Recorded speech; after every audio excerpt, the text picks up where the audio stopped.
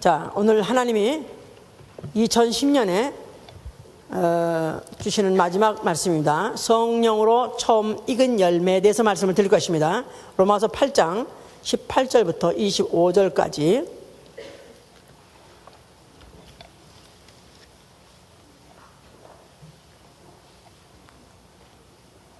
생각건대 현재의 고난은 장차 우리에게 나타날 영광과 좋게 비교할 수 없도다. 피조물에 고대하는 바는 하나님의 아들들에 나타난 것이니 피조물이 허무한 데 굴복하는 것은 자기 뜻이 아니요 오직 굴복해 하신 이로 말미암음이라. 그 바라는 것은 피조물도 썩어짐의 종로로 한 데서 해방되어 하나님의 자녀들의 영광의 자유에 이르는 것이니라. 피조물이 다 이제까지 함께 탄식하며 함께 고통하는 것을 우리가 아나니 이뿐 아니라 또한 우리 곧 성령의 처음 익은 열매를 받은 우리까지도 속으로 탄식하여 양자 될 것 곧 우리 몸의 구속을 기다리느니라. 우리가 소망으로 구원을 얻었음에 보이는 소망이 소망이 아니니 보는 것을 누가 바라리요. 만일 우리가 보지 못하는 것을 바라면 참음으로 기다릴지니라. 아멘. 하나님은 구속자가 되시다. 조금 울려요.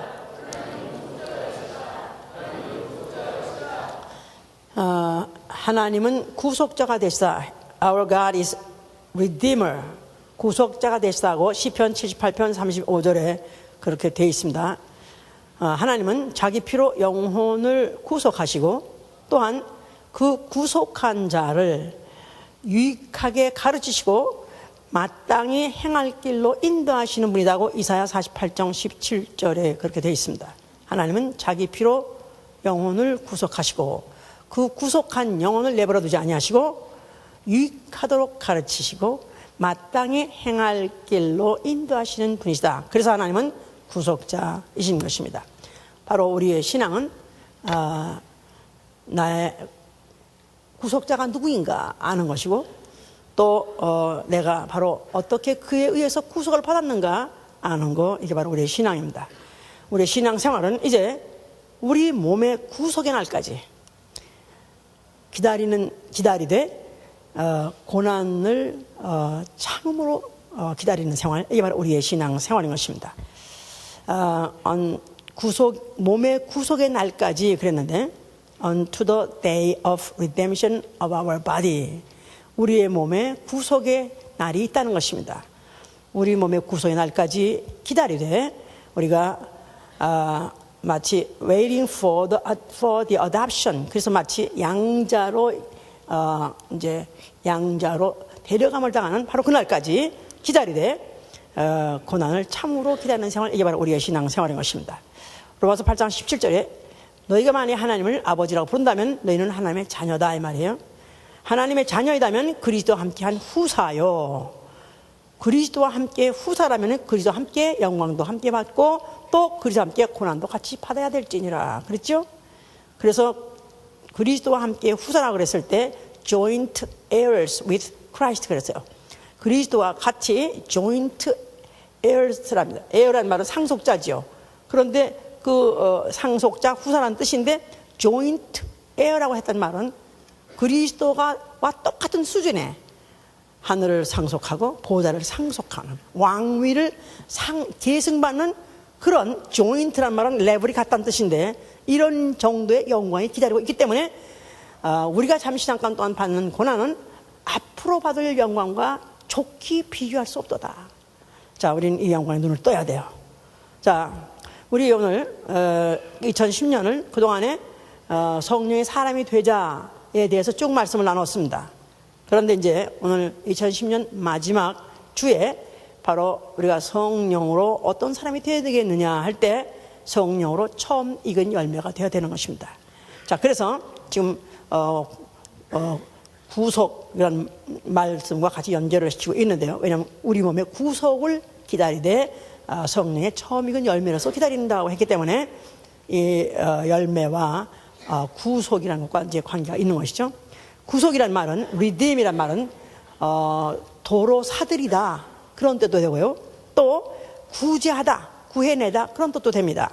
그래서 마치 이스라엘을 애굽의 종되었던 데서 여호와 하나님이 큰 팔로 자기 백성을 구속했다고 느헤미야 1장 10절에 그렇게 되어 있어요. 그래서 마치 이스라엘을 종되었던 애굽에서 여호와가 큰 팔로 자기 백성을 구속해낸 것 같이 이제 앞으로 성도도 그의 피로 나신 하나님의 자녀들도 이제 음부에서부터 구속해야 할 날이 남아있는 것입니다. 음부란 말은 이 우주를 말하는 것이고 장차 지옥이 될 세상을 말하는 것입니다. 바로 지옥될 이 우주로부터 구원해야 될 날이 있는데 바로 그날을 몸의 구속의 날, 바로 우리 몸을 구속할 날이 있기 때문에 그래서 이제 이와 같이 성령으로 처음 익은 열매가 되어야 된다. 자, 그랬습니다. 자, 그래서 지금 처음 열매란 말은 성경에서 처음 열매니 장자니 해서 초태생에 대해서 구약에 많이 말하고 있죠.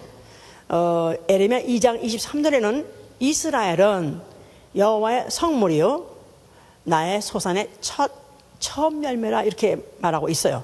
이스라엘은 나의 소산 중에 처음 열매니라.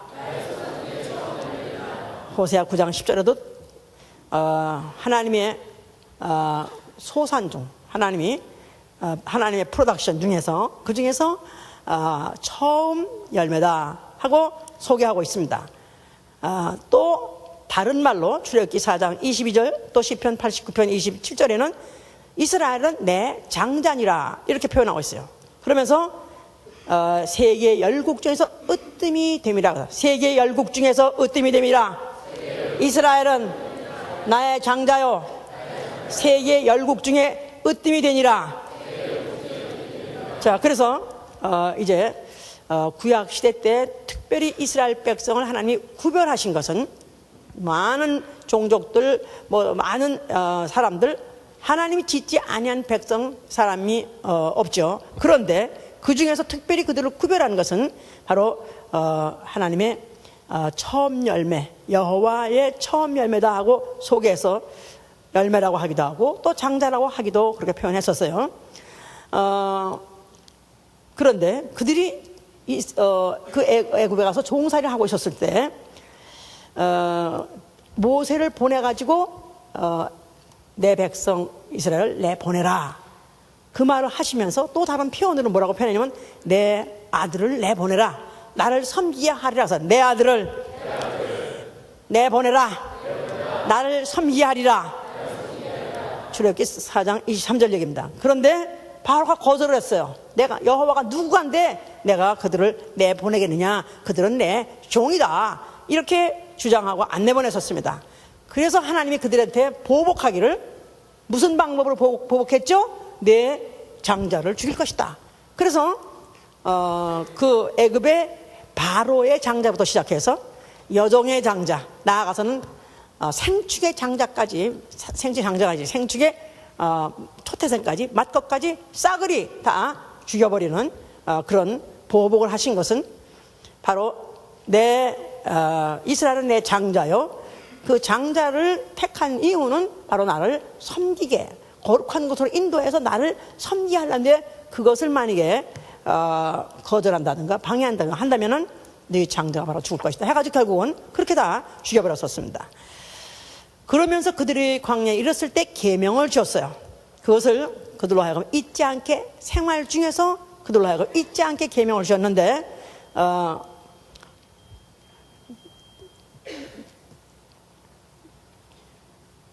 지금 내가 왜 이렇게 쳐다보는 걸 다 알 거라고 지금.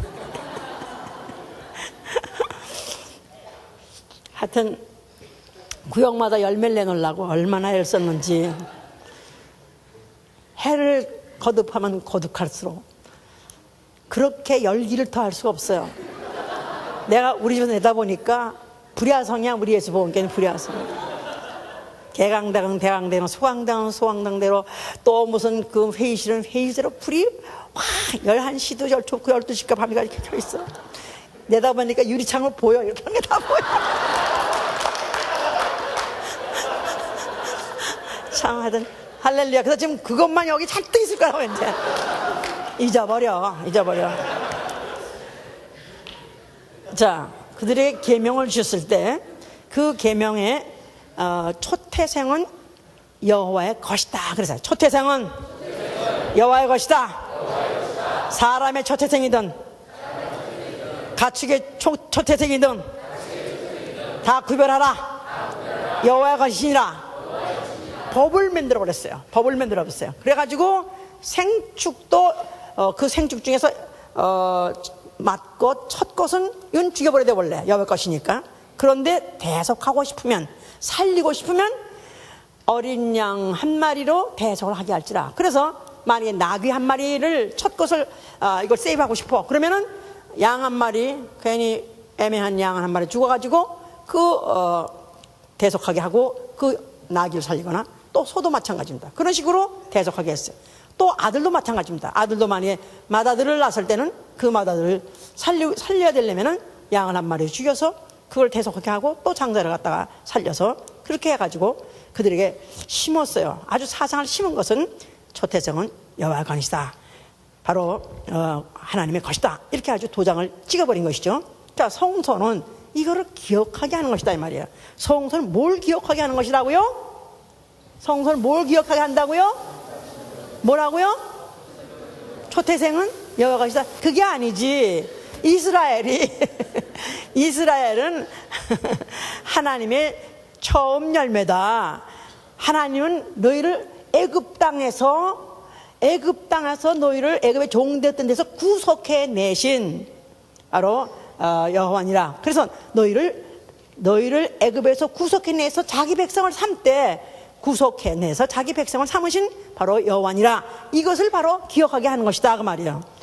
너희를 어떻게 구원했냐면 여호와께서 큰 팔과 그가 능한 그 힘으로 너희를 애굽에서 구속했느니라. 그래서 너희를 백성을 삼으셨느니라 하면서 그걸 기억하게 하신 것이 출애굽기 6장 6절이든지 15장 14절에 그렇게 기록되고 있다 이 말이에요. 자, 이 성전 바로 이런 역사를 갖고 있고, 이런 것을 피부적으로 매번 대속양, 구속양들을 죽여가면서 그것으로서 이제 체험하게 하고 체감나게 한 그 성전 앞에 예수라는 이가 나타나셨어요. 자, 그가 그 성전을 바라보면서 뭐라고 말씀하셨어요?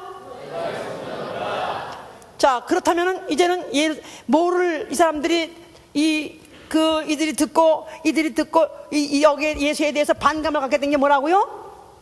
이스라엘이 하나님의 바로 이제 처음 열매인데, 만약에 그들을 회방하는 자는 그 회방한 누구라든지 죽여버리라고 그랬었습니다. 그렇기 때문에 바로 이 사실을, 이것을 그들은 사상으로 갖고 있고 믿음을 갖고 있고 축복을 알고 있는데, 이것을 기억하게 하는, 또 기념하게 하는 성전을 헐어버려 했다는 말은 이제는 이스라엘은 나등이다 이렇게 말하는 것이기 때문에, 그래서 그들이 반감을 갖게 되고 예수를 죽여야 되겠다는 그런 혐의를 갖게 된 것이다 그 말이에요. 그런데 예수께서는 그 성전을 헐라한 것이 아니라, 너희가 이 성전을 헐면 내가 사흘 만에 다시 일으키리라 그랬을 때, 그 성전, 헐었다가 사흘 만에 일으킨 성전은 성전된 자기 육체를 말하는 것이다. 그래서 성전된 자기 육체. 자, 헐어버리는 성전은 뭐에 대해서 헐어버리냐, 뭐에 대한 약속을 헐어버리냐 하면, 이제 애굽이 그동안까지는 처음 열매였었지만은 이제 진짜 처음 열매 될 자는 다른 자들이다, 그런 뜻입니다. 애굽이 아니라, 자, 애굽, 또 나아가서는 애굽이가 아니라 애굽에서, 자, 이스라엘 백성이 아니라 이제는 하나님의 자녀된 자요, 하나님의 후사된 자가 이제 그를 구속할 것이다. 자, 그리고 애굽에서 구속한 것이 아니라, 애굽에서 구원하는 것이 아니라, 이제부터 구제한다고요? 지옥될 우주에서부터 구원하겠다는 그런 뜻이다 그 말이에요. 그러니까 과거에는 그런 모든 것이 다 육체적이요, 다 혈육에 관한 약속이었지만은 이제는 육체적이 아니라 영적이요, 거기다가 모든 영혼에게 주시려는 약속이기 때문에, 그래서 그 성전을 헐어버려라. 이제 다시 그 성전을 일으킨다는 말은 자기의 성전된 자기 몸이 다시 살았을 때는 그와 같이 이제 첫 열매 되는 자들을 이제는 내 아버지 집으로 데려가리라, 그런 뜻으로 말씀하신 것이죠. 자, 그래서 이제 성령으로 처음 익은 열매에 대해서 이제 말씀하고자 하는 그런 전조를 까신 것이다 그 말인지. 자, 그래서 이제 예수께서 열매에 대해서 말씀을 많이 말하는 거예요. 열매에 대해서 얼만큼 심각하게 중요하게 말씀을 하느냐 하면은 나더러 주여 주여 하는 자가 다 천국 가지 않는다. 내가 주여 하라고 예수를 고백한 거 보니까 나도 천국 갈 수 있다 착각하지 말라는 것입니다. 마태복음 7장을 보세요. 마태복음 7장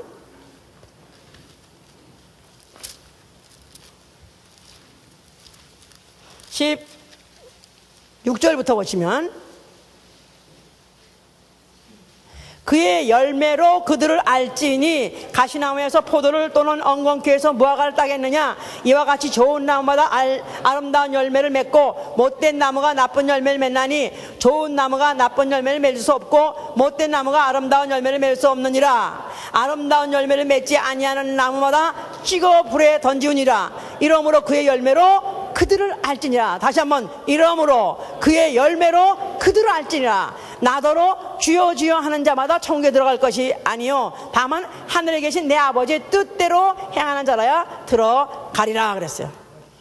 그러니까 내가 만약에 예수를 주여 주여 하고 따라댄다 할지라도 나아가서는 예수의 이름으로 귀신도 쫓고 예수의 이름으로 이적도 행하고 또 그의 말씀을 가르친다 할지라도, 그런다 할지라도 나는 너를 모르라, 나는 너와 상관이 없는 자다고 이렇게 손들어 볼 수가 있다는 것입니다. 만약에 열매가 없다면, 열매라는 말은 나무의 특성이요 나무의 결과예요. 그렇죠? 나무의 특성. 그렇죠? 만약에 포도나무면은 포도 열매를 맺는 것 같이, 만약에 나무가 무화과 나무라면 무화과 열매를 맺는 것 같이, 그 나무라는 것은 거의 비슷하게 생겼는데 열매가 나타남으로 인해서 그 나무가 특성 나타나는 것이다 이 말이에요. 그러니까 내가 예수를 주여 주여 한다 할지라도 그러나 그 특성이 열매로 나타나는데 열매로 하는 것이지 말로 나타나는 것이 아닌다는 것입니다. 자, 이렇게 열매의 중요성을 말했었어요. 그래서 만약에 19절에 보니까 그래서 아름다운 열매를 맺지 아니하는 나무마다 어떤다고 그랬죠? 찍혀 불에 던지우니라 그랬었어요. 아름다운 열매 맺지 아니하는 나무마다 찍혀 불에 던지우니라. 불에 던진다는 말은 어디 간단 말이에요? 지옥 간단 말이에요. 자, 그러니까 열매로 그 사람을 알아본다. 열매가 아니라면은 결국은 지옥 갈 수밖에 없다. 이렇게 지금 단정을 해버리셨다 이 말이에요. 그러면서 마태복음 21장 19절에 그가 지나가시다가 무화과 나무에 가까이 접근하셨어요. 그랬더니 잎사귀는 무성한데 열매가 하나도 없더라 그랬었어요. 거기에 대해서 예수께서는 아주 거기에 격분하셔가지고 이제부터 너에게서 영원토록 열매가 맺지 못할 것이다 하고 정죄해버리니까 그 다음에 그 나무가 곧 말라지더라, 죽어버리더라 그랬었어요. 열매 없는 나무는 죽은 나무다. 주여 주여 한다 할지라도 열매 없는 나무는 죽은 나무다. 그렇게 실질적으로 보여주었다 이 말이에요. 자, 그러면 그 무슨 열매를 맺어야 되냐고 하면 요한복음 4장 36절에 그랬어요. 앞으로 추수할 때가 올 것이다. 추수할 때는 어떤 열매를 추수하냐니까 영생에 이르는 열매를, 영생에 이르는 열매. 자, 우리 한번 그거는 보시는 게 좋겠어요. 자, 그래서 이건 제가 의역한 것이 아니라 그대로 성경에 있는 것을 그대로 말씀드린 것입니다. 4장 36절에 자 35절부터 보세요. 너희가 넉 달이 지나야 추수할 때가 이르겠다 하지 아니하느냐. 내가 너희에게 이르노니 눈을 들어 밭을 보라. 휘어져 추수하게 되었도다. 거두는 자가 이미 싹도 받고 영생에 이르는 열매를 모으나니 이는 뿌리는 자와 거두는 자가 함께 즐거워하게 하렴이라 그랬어요. 자, 앞으로 추수 때가 얼마 안 남았다는 것입니다. 예수의 말씀이에요. 2000년 전에 예수가 하신 말씀이에요. 예수가 이미 오셨을 때는 그때를 세상 끝이라고 그래요. 세상 끝. 말세. 이제 곧 얼마 있으면 이 세상은 끝내기로 작정할 때 불살라서 앞으로 없애버리는, 불살라버리는 바로 그 직전에 때가 되었다 이 말이에요. 그러니까 그때부터 말씀하시를 추수 때가 가까웠다. 그런데 그 추수할 때는 무엇을 추수하냐? 왜 추수하니까 영생에 이르는 열매를 모으려는 것입니다. 영생에 이르는 열매, 영생에 이르게 하기 위해서 열매를 모은다는 것입니다.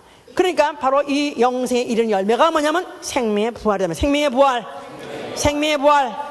예, 요한복음 5장 29절에 선한 일을 행한 자는 생명의 부활로, 악한 일을 행한 자는 심판의 부활로 나오리라 그랬었어요.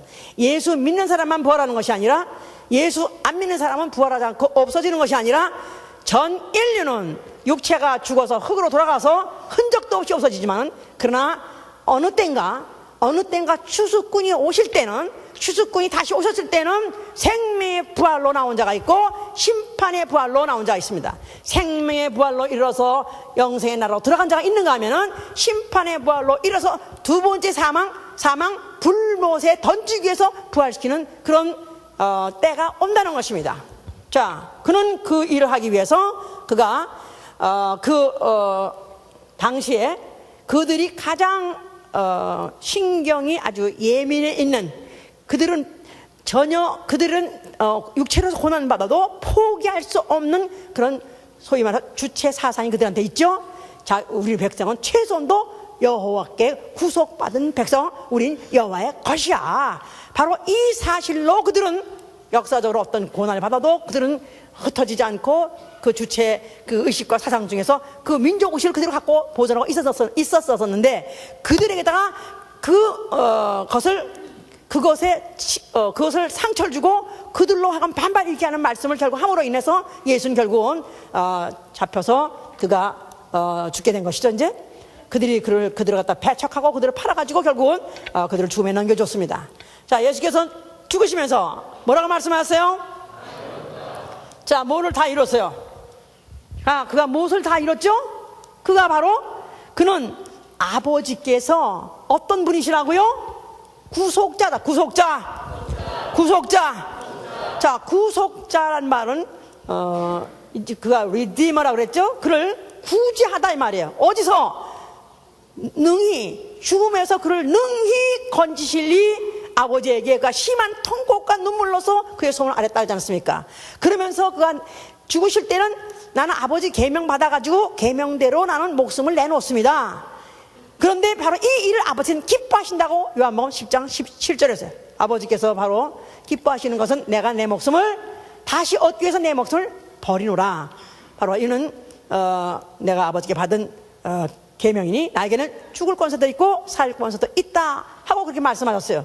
그래서 그가 십자가에서 죽으시는 그 사건이야말로 아버지를 가장 기쁘게 해드림으로 인해서 아버지께서 그를 능히 죽음에서 건지셔서 부활시키셔서 생명의 부활시켜가지고 그를 바로 영생의 길로 인도할 걸 알았기 때문에 그는 아버지여 내 영혼을 받아 주시옵소서 하고 말씀하신 것이다 그 말이에요. 자, 그래서 그가 그 일을 마치셨는 그 와중에 마귀는 착각을 하여서 천사가 제일 먼저 지음받은 피조물이라 할지라도 천사가 한 번도 하나님은 천사로 너는 내 아들이라 해본 적 없는 것 같이 너는 나의 후사가 될 것이다 하고 예정이 없었는데도 불구하고 보좌를 넘보다, 그 말은 장자가 된 줄 착각했다 그 말이에요. 그렇죠? 누가 보좌에 앉아요? 원래 마다들이 앉잖아요. 그러니까 히브리서 1장 5절에 내가 어느 때 천사 중 누구에게 너는 내 아들이라 하였느냐, 언제 내가 너에게 보좌를 내가 너에게 준다 하면 1장 8장을 쭉 그런 말씀이 있지 않습니까? 그래서 이제 천사는 착각하기를 자기가 제일 먼저 지음받은 피조물이라고 생각해서, 그래서 자기가 보좌에 앉아도 어찌하면 될 거 아닌가 이렇게 생각하고 도전했다가 심판을 받아버린 것이다 이 말이야. 자, 그 보좌는 누굴 위해서? 마다들 누굴 위해서? 세상에서 처음으로 이 우주 안에서 처음으로 몸의 구속을 받아가지고 몸의 부활로 바로 이제 들림받는 그 아버지 집으로 돌아오는 바로 그가 예정이 있었기 때문에 바로 그를 갖다가 건넘고 자기가 먼저 앞질러려 했던 마귀를 정죄 심판하신 것이고, 그가 죽으실 때 그 피로서 인류를 구속하셨다고 베드로전서 1장 18절에 그렇게 말씀하셨죠. 너희가 조상적부터 내 조상적부터 유전받은 그 망령된 행실에서 너희를 구속한 것은 하나님의 창세전부터 계신 하나님의 어린 양 보배로운 피로 한 것이다. 할렐루야. 자, 그래서 그 예수가 십자가 죽으실 때 그 피를 흘리셨어요. 그 피는 전 인류를 구속하기 위한 피를 흘리신 것이다 이 말이에요.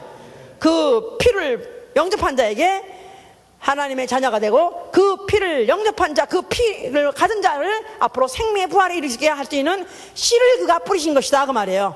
자, 그 일을 다 마쳤기 때문에 그는 죽으셨고, 아버지께서는 그를 다시 살리셔서 그를 하늘로 올리셨는데, 그 부활을 뭐라고 말하냐면 죽은 자 가운데에서 첫 열매, 부활의 첫 열매, 부활의 첫 열매, 부활의 첫 열매. 자, 그렇기 때문에 예수 이전에 죽었다가 살아난 사람이 있습니다. 더러더러 많이 있습니다. 그러나 한 사람도 부활할 몸으로 다시 산 사람은 없습니다. 다시 몸이 죽었다가 살아났다 할지라도 그 몸은 또 죽을 몸이에요. 육체다 이 말이에요. 흙이다 이 말이에요. 흙의 몸이에요. 그런데 영의 몸으로서 영원히 안 죽는 생명의 부활을 한 이로서는 예수 그리스도의 부활이 처음 부활이기 때문에 그를 부활의 첫 열매라는 것이다 말이에요. 부활의 첫 열매. 자, 그는 부활의 첫 열매가 되셔서, 읽어보실까요 이것도? 자, 한번 읽어보세요 그럼. 뭐 다 아시는 분도 많지만 또 다 알지 못하는 아직도 헤매는 분도 있으니까. 자, 20절 고린도전서 15장 20절 282면입니다. 고린도전서 15장 20절. 그러나 이제 그리스도께서 죽은 자 가운데에서 다시 살아 잠자는 자들의 첫 열매가 되셨도다. 그래서 예수 그리스도는 부활의 첫 열매다.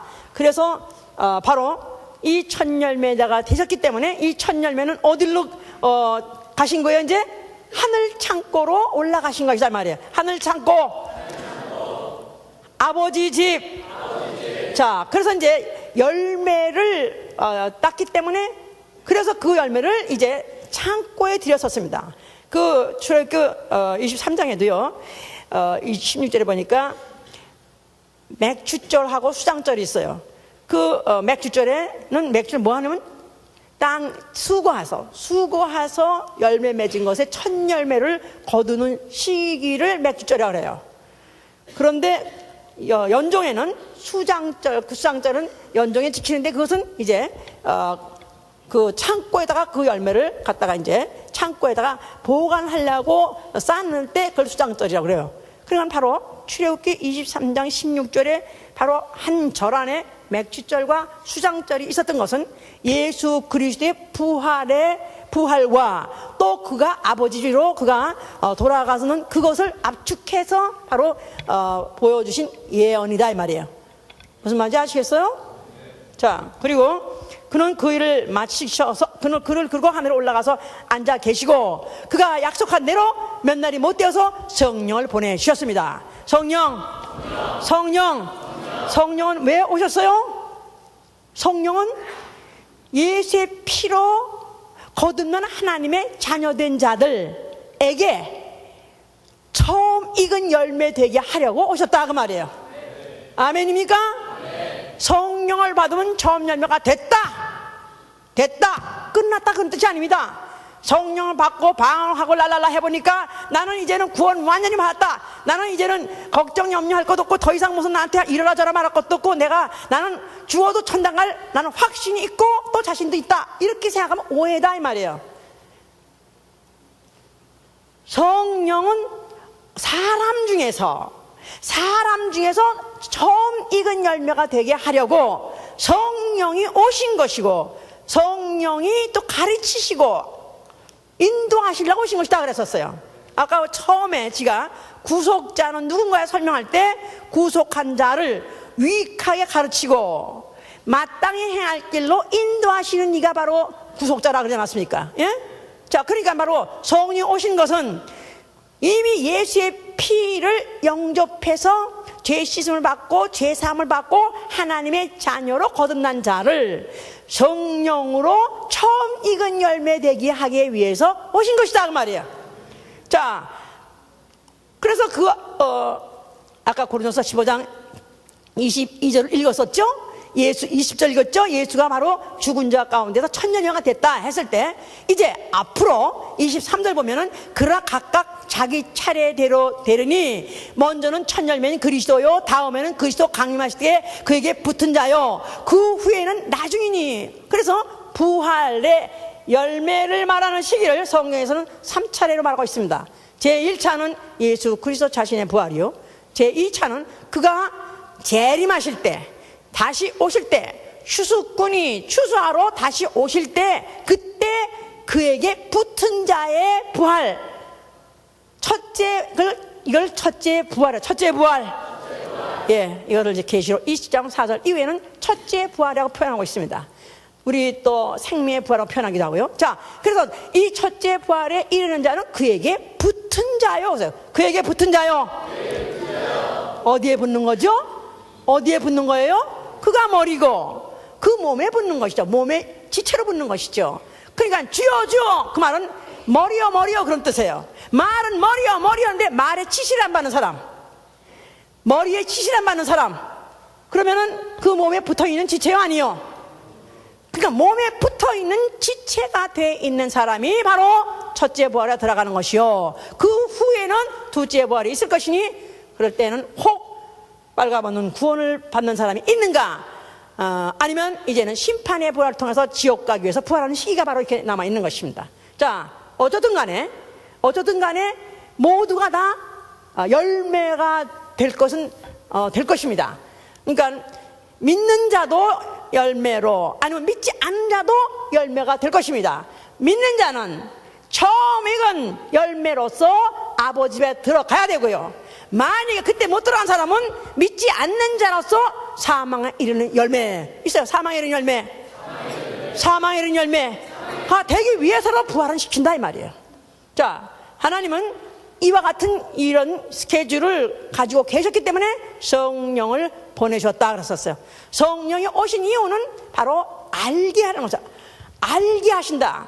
성령은 뭐로 알게 하느냐 하면은 바로 우리가 하나님의 후사다, 또 하나님의 그 후사의 그 영광이 얼마나 큰 것을 알게 해주시니까 바로 성령이다 이 말이에요. 하나님의 후사, 그리스도와 함께한 후사, 그리스도와 함께 그냥 같이 있다는 뜻이 아니에요. 같은 수준에 같은 보좌에 앉는다 그 말이에요. 그런 앞으로의 영광이 남아있을 것인데 바로 그때 하나님의 자녀들의 영광의 자유라고 표현하고 있습니다. 하나님의 자녀들의 영광의 자유. 그러나 하나님의 자녀들의 그 영광이, 그 누리는 그 자유가 어떻게 큰 것인가, 얼마나 큰 것인 것을 성령이 알게 해 주신다 그 말이에요. 성령 말씀 아멘 하세요.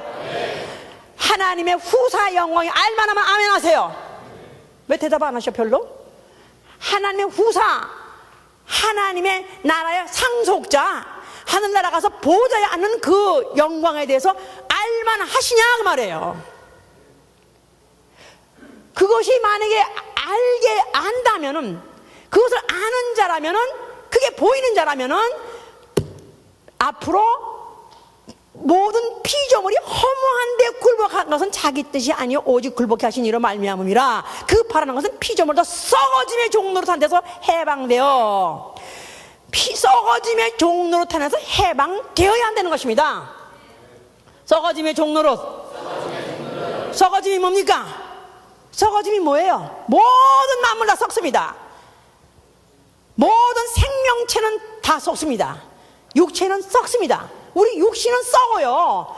그런데 우리가 말로는 주여 주여 하면서도 육신의 종로로 탄다.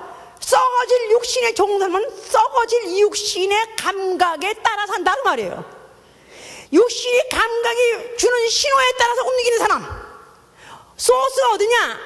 그 움직임의 소스가 어디냐? 행동의 소스가 어디냐 하면 하나님 말씀이 있고 성령이 있는 것이 아니라 자기 육체에, 썩어질 육체의 신호에 의해서 움직이는 사람, 이건 바로 허무한데 굴복하는 것이다 이 말이에요. 육체는 허무한 것이다. 해보세요. 육체는 썩어질 것이다. 믿습니까? 믿습니까? 믿습니까? 얼마나 허무합니까? 이 육체가 지금 살아있기 때문에 먹고 살라고, 좀 더 남보다 잘 살라고, 좀 편히 잘 살라고, 좀 재미나게 살라고 육체가 보내는 신호대로, 감각의 신호대로 그대로 종부터 살았었다 이 말이에요.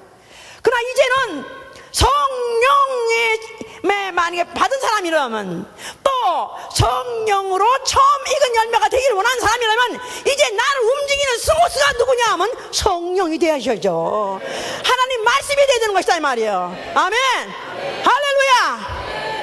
여전히 육체의 정욕대로, 여전히 육체의 감각의 대로 그만을 위해 살고, 내 육체, 내 가족, 내 혈육, 이것만 위해서 그냥 아침부터 저녁 때까지, 이른 아침부터 밤중까지 그냥 눈이 확 나올 정도로, 아니면 그냥 방구가 펑펑 나올 정도로, 그 말이 힘들면은 말이 짐을 너무 많이 실어가지고 그걸 갖다 방구를 펑펑 껴요. 너무 힘들어서. 마치 썩어짐의 종로로 타느라고 눈 막 앞으로 쏟아지고 뒤에 그냥 내가 헛방귀 껴가면서 이렇게 긴 진을 쏟고 힘을 쏟고 산다 할지라도 이 모든 것은 허무한 것에 종로 사는 것이다 이 말이에요. 자, 그렇다면 이제는 무엇을 위해서 살아가냐 하냐니까, 이제 또한 우리 곧 성령의 처음 익은 열매 될 것, 성령의 처음 익은 열매를 받은 우리까지도 속으로 탄식하며 양자 될 것을 기다린다는 거예요. 양자 될 것, 양자 될 것. 하나님의 자녀의 영을 양자영이라 그래요. 우리는 이제부터 율법으로서 종의 영을 받은 것이 아니라 양자의 영을 받았다. 그래서 예수의 피를 받으면 양자의 영을 받은 거예요. 그런데 이제 양자의 될 것이라고 말한 것은, 이미 양자의 영은 내 안에 있어요. 예수의 피는 내 안에 있어요.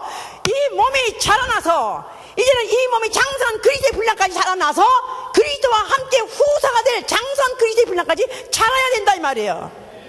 자라야 될 다 자라서 for adoption, 이제 그분이 나를 데리고, 아답트라는 말은 타지에 있던 사람을 자식으로 데려 들어올 때 아답션이라 하지 않습니까? 그런데 왜 예수는 아답션이라 안 그러고 우리는 왜 아답션이라 그러냐? 예수는 태초에 아버지 품속에 있는 말씀이 왔다가 부활해서 그가 다시 돌아갔기 때문에 아답션이라 하지 않아요.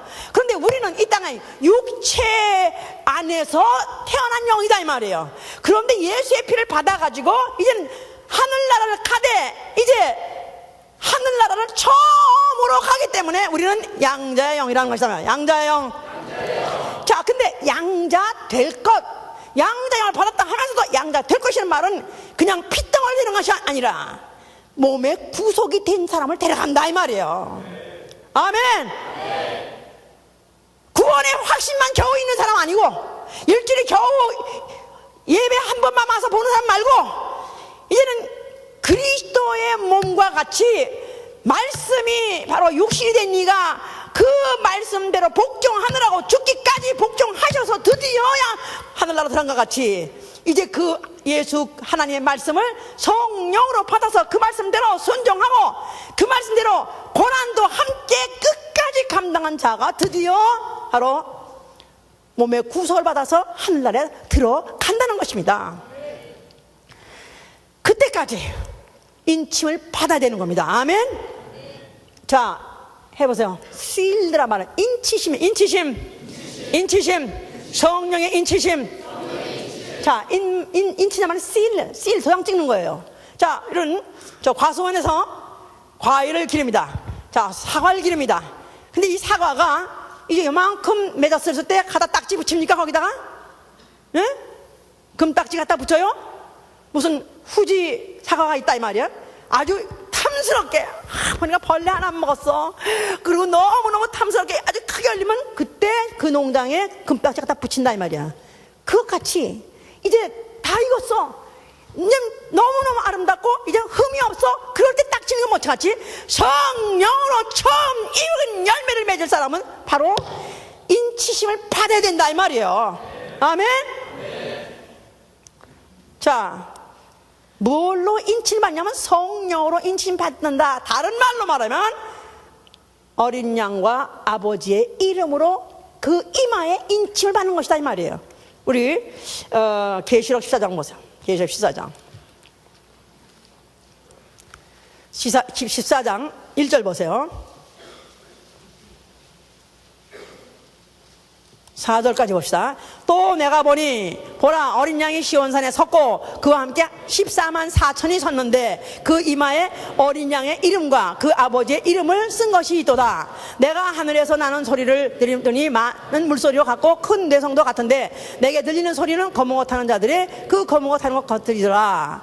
저희가 보좌와 네 생물과 장로들 앞에서 새노를 부르니 땅에서 구속함을 얻은 14만 4천인 밖에는 능히 이 노래를 배울 자가 없더라. 이 사람들은 여자로 더불어 더럽히지 아니하고 정절이 있는 자라. 어린 양이 어디로 인도하든지 따라가는 자며 사람 가운데서 구속을 받아 처음 익은 열매로 하나님과 어린 양에게 속한 자들이라.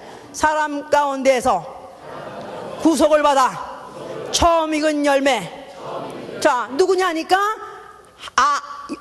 어린 양의 이름과 아버지의 이름이 바로 이마에 있다는 것입니다.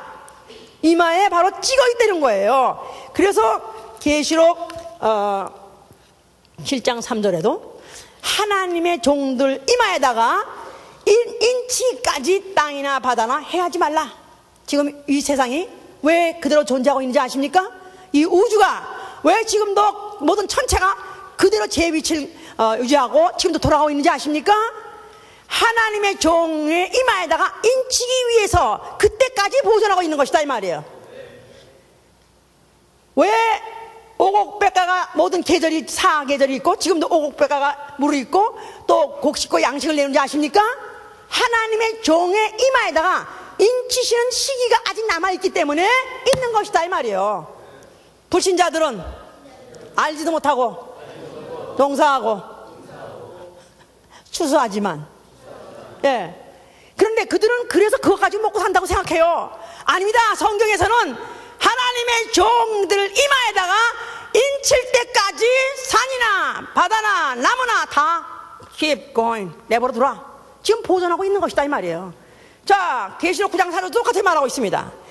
그러니까 지금 이때 우리가 뭘 해야 되면 성령으로 처음 익은 열매 되기 위해서 어린 양과 예수의 이름, 어린 양과 하나님의 이름, 예수의 이름, 예수와 이름, 어린 양과 하나님의 이름, 무슨 이름?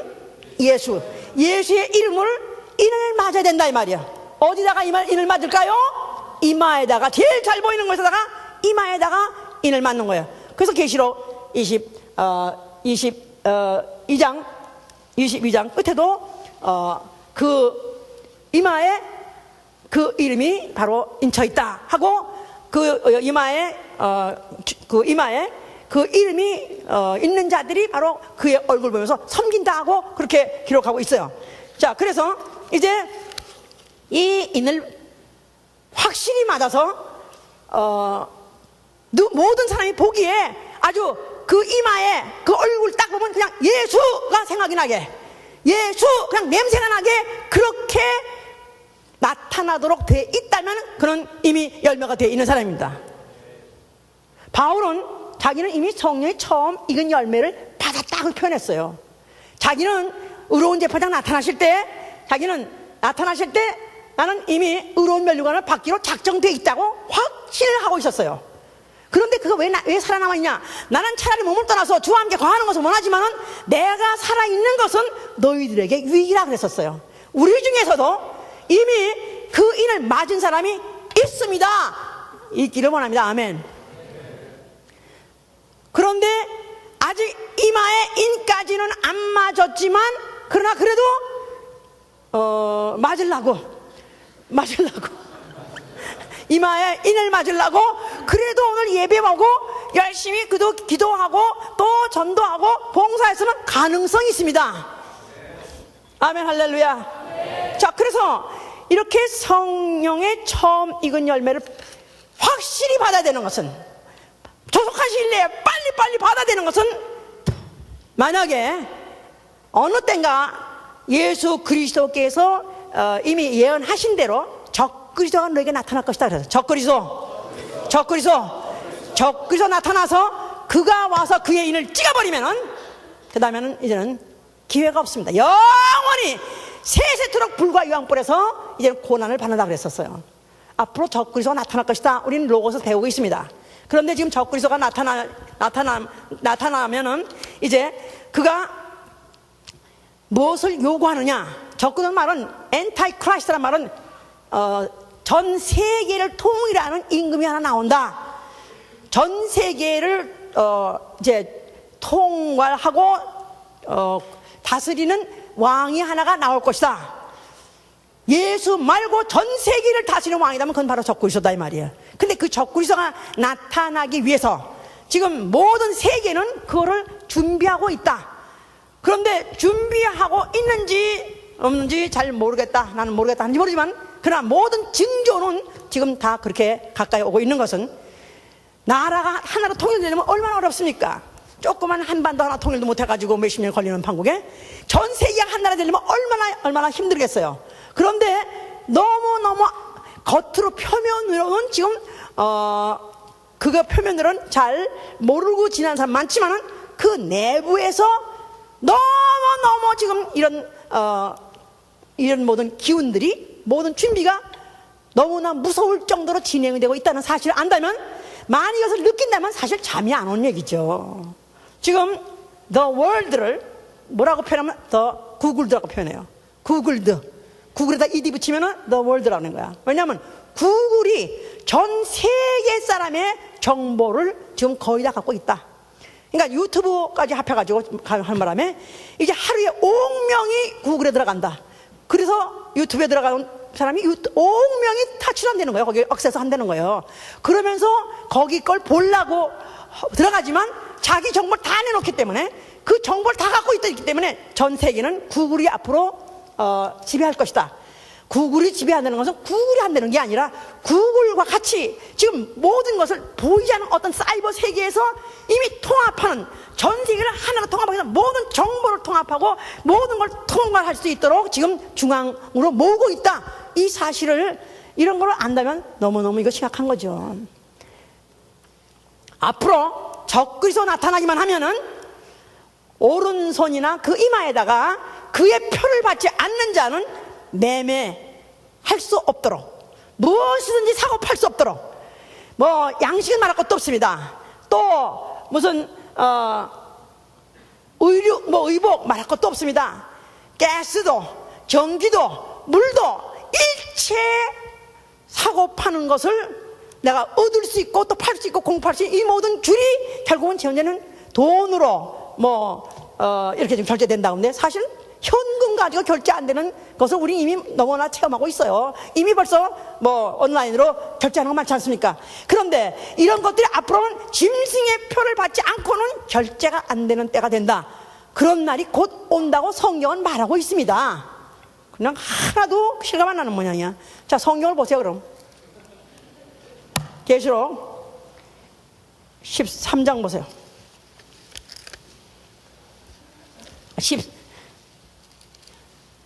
14장 봅시다. 14장 9절부터. 계시록 14장 9절부터. 자,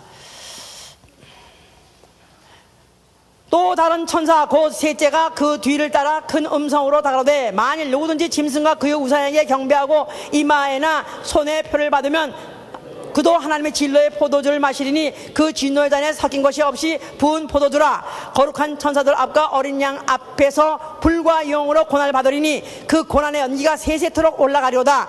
짐승과 그의 우상에게 경배하고 그 인의 표를 받는 자는 누든지 밤낮 쉼을 얻지 못하리라 하더라. 자, 그런데 여기 13장에 보세요. 13장에 13장 5절에 보면은 저가 권세를 받아 그 짐승의 우상에게 생기를 주어 그 짐승의 우상으로 말하게 하고 또 짐승의 우상에게 경배하지 아니하는 자는 몇이든지 다 죽이게 하더라. 저가 모든 자 곧 작은 자나 큰 자나 부자나 빈궁한 자나 자유한 자나 종들로 그 오른손에 이마에 표를 받게 하고 누구든지 이 표를 가진 자 외에는 매매를 못하게 하니 이 표는 곧 짐승의 이름이나 그 이름의 수라. 지혜가 여기 있으니 총명인 자는 그 짐승의 수를 세어보라. 그 수는 사람의 수니 666이니라. 자, 그래서 666이라는 그런 짐승의 표를 받으면 안 된다, 이렇게 지금 말하고 있는데 너무 추상적이라서 이게 이제 뭔지 뭐 666 그 표를 언제 누가 받을래나 잘 모르고 있는데, 지금 적그리스도가 나타나서 아주 지배하도록, 소위 말해서 모든 인류를 다 통괄할 수 있고 지배할 수 있는 그런 어떤 사람마다 어떤 표를 갖게 하려고 하는데 베리칩을 말하고 있습니다. 베리칩이라고 그 베리칩은 어떤 IBM 회사에서 파는 그런 마이크로칩인데 그 칩을 싹 쌀알만해요. 쌀알만한 걸 여기 몸에다가 주사를 놓으면은 그러면 그 사람 안에 그게 말해서 컴퓨터가 그 안에, 무식하게 말하자면 컴퓨터가 들어있다고 생각하면 돼. 칩이 들어있다 이 말이에요. 자, 그러면 그 칩이 들어있는 사람은 어디든지 가서 이렇게 그런 스캔하는 데 가서 손을 대면 이 사람 신분이 쫙 나오는 거예요. 그 사람이 누구며 종족이 뭐며, 그 사람은 뭐 어디서 살며, 그 사람이 택스를 냈으며 안 냈으며, 그 사람의 성분이 어떻고, 거기 그 사람이 무슨 또 병이 뭐가 있고, 모든 자료가 그냥 요만한데 다 들어가지고 스캔하면 탁 나온다 이 말이에요. 자, 이런 것을 이제 지금 이미 몇 년 전부터 하고 있고요. 한국도 이미 이 베리칩을 수입해다가 지금 그거를 시행하고 있어요. 왜 하고 있냐면 그들은 의료하는데 도움이 된다고, 의료행위 하는데. 그래서 하다못해 당뇨병 환자가 그걸 피를 뽑아서 항상 그걸 병원에 가서 체크하는 길 안 하고, 당뇨병 환자가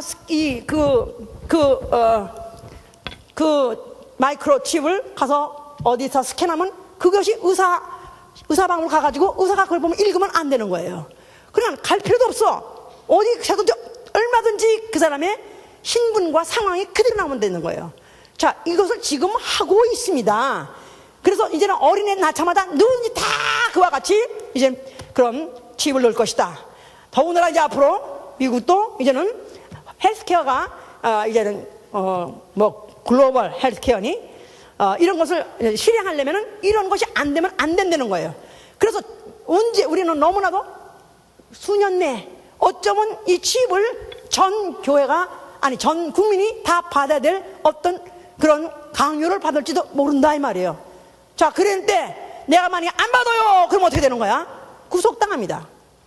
미국의 현재 그 헬스케어 법이 뭐냐면, 만약에 그 헬스케어에 대로 보고하지 않고 지시 안 따르게 되면 앞으로 구금만 되는 거예요. 실감 하나 안 나고 믿어지지 않습니까? 그게 지금 10년인가 12년인가 바로 시행 연도가 그렇게 돼 있대요. 그때부터는 이제는 만약에 그 칩을 안 받으면은 그런 헬스케어에 그런 들지 않고 거기에 만약에 준수사항을 지키지 않는다면은 그 다음에는 이제 육체를 구금한다고까지 한다요. 그럴 때 과연 우리 중에 나는 절대로 안 받겠습니다, 그러면 손 들어보세요. 감옥은 통통 비고 있네 아직까지. 그래도 자, 지금 그거 자체가 적그리스도인이다, 그런지 아닌지는 확실히 모르지만은, 그러나 적그리스도가 얼마든지 이용해서 그것을 적그리스도 표로 사용할 수 있는 자료를 제공하는 것은 분명한 것이다. 자, 그만큼 이제 적그리스도 출현은 가까이 오고 있다 그 말이에요. 그만큼 아주 우리 피부적으로 다가오고 있다 그 말이에요. 자, 그러면 우린 그 전에 어떻게 해야 돼요? 적그리스도는 주님이 오실 때까지 안 옵니다. 예수님이 먼저 재림하시고 그 후에 출현하는 게 적그리스도예요. 그렇단 말은 예수 그리스도 강림이 가깝다 그 말이에요. 주 예수 그리스도의 강림이 가까우니라. 우리 몸의 구속의 날이 가까우니라.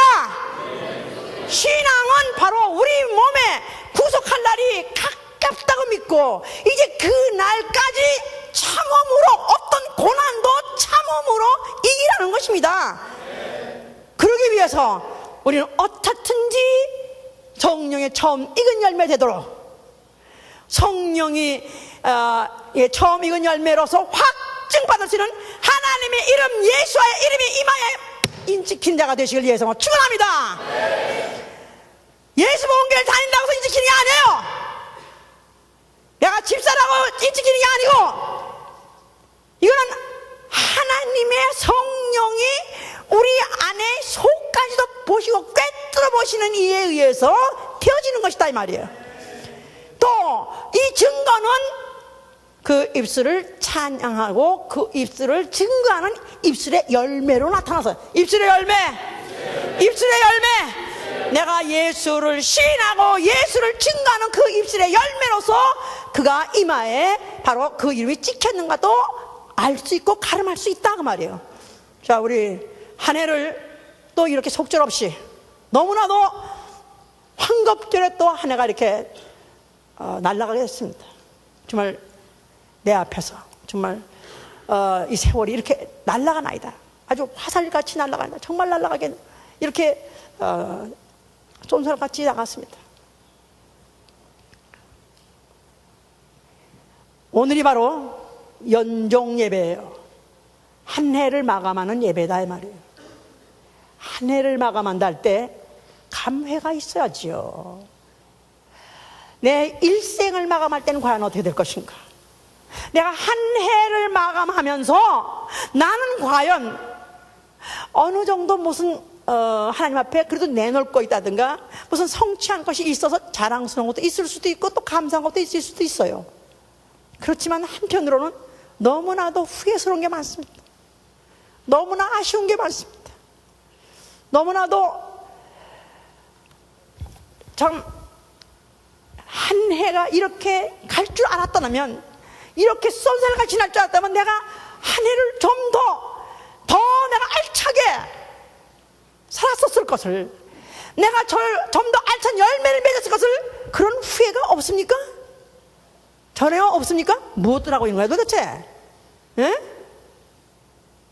무슨 생각하고 있는 거야 도대체? 찬양 경연대회가 중요한 게 아니다 이 말이야. 찬양 경연대 왜 하게 하는 건지 아십니까? 어떻게 하면 세상으로 가려는 시간을 뽑는 것입니다. 어떻게 하면 육신을 위해서 시간을 낭비하는 것을 어떻게 하면 예수 안으로 집어서 예수 위해서 쓰게 하려고 프로그램을 만든 거예요. 이런 스케줄이 있든 없든 간에 나는 항상 예수의 이름을 찬미하고 예수의 이름을 증거하는 입술의 열매가 있어야지요.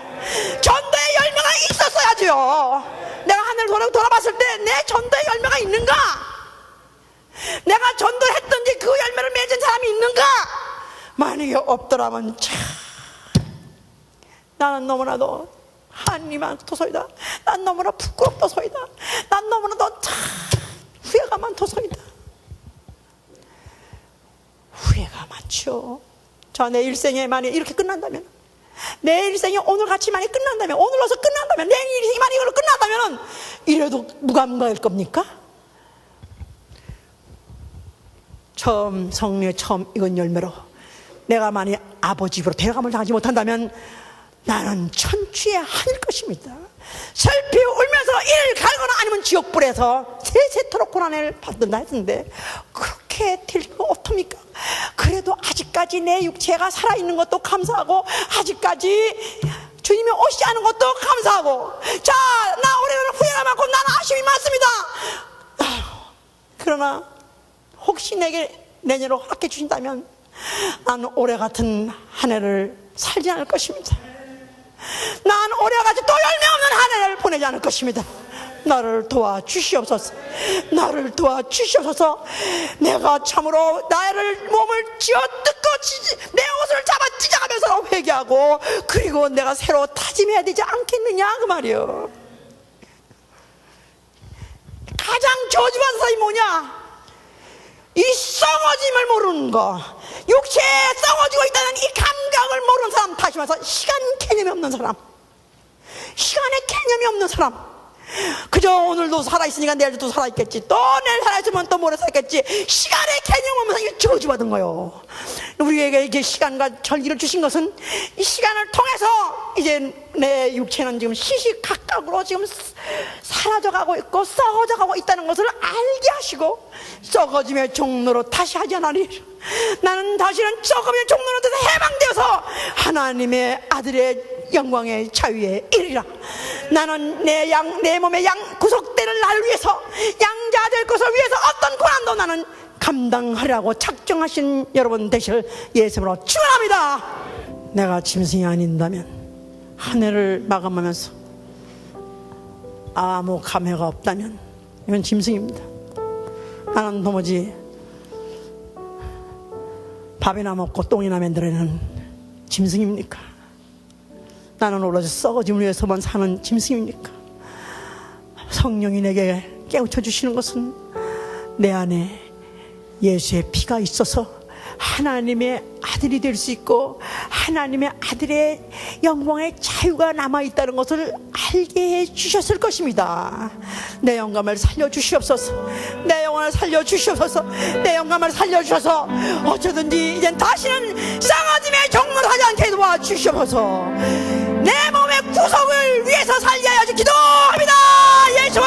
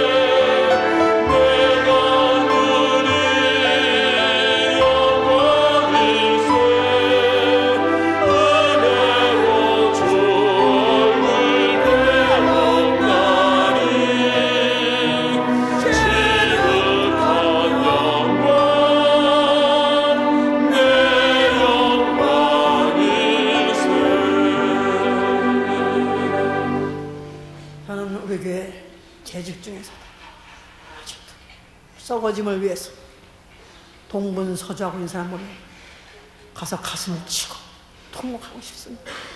가슴을 쥐어 뜯고 통곡하고 싶습니다. 너 뭐하고 있느냐 도대체. 이 좋은 세월 왜 다 보내고 뭐하고 있느냐. 성령을 받았다는 그럴 수가 없어요. 성령을 받은 사람은 성령이 그 안에 탄식하시기를 양자 될 것을 고대하게 하고 몸의 구속을 위해서 살게 합니다. 이 시간에 다시 한번 기도합시다.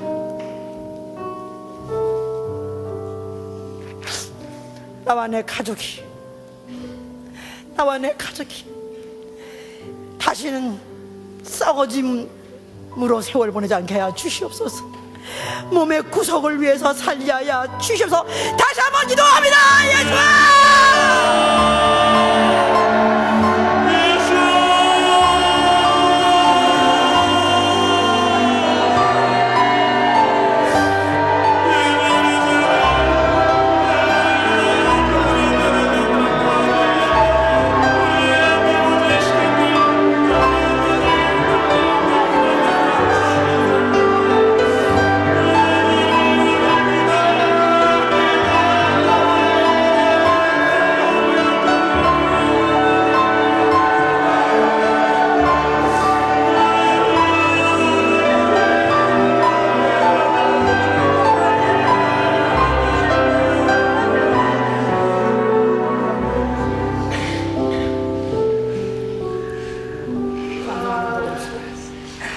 하나님의 나팔 소리 봅시다.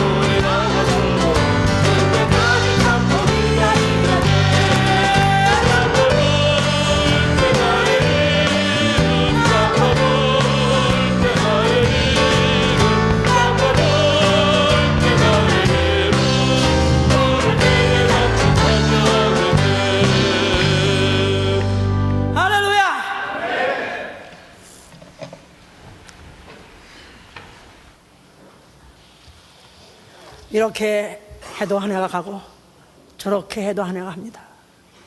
이렇게 살아도 한평생은 가고 저렇게 살아도 한평생은 갑니다. 성령을 받은 사람은 세상 사람같이 살 수 없죠. 이 썩어짐 때문에 기도도 제대로 못하고 아침에 일어나지 못하고 새벽에 일어나지 못하고 밤에 나와서 기도하지 못하고 이 썩어짐 이 육체 때문에 게을러서 시간 보내는 사람 얼마나 많은지 모릅니다. 게을러서 망할 사람 얼마나 많이, 게을러 지옥 갈 사람 많습니다. 게을러서 지옥 갈 사람 많아요. 우리 교회 중에서 게을러서 지옥 갈 사람 한 사람도 없기를 위해서 축원합니다.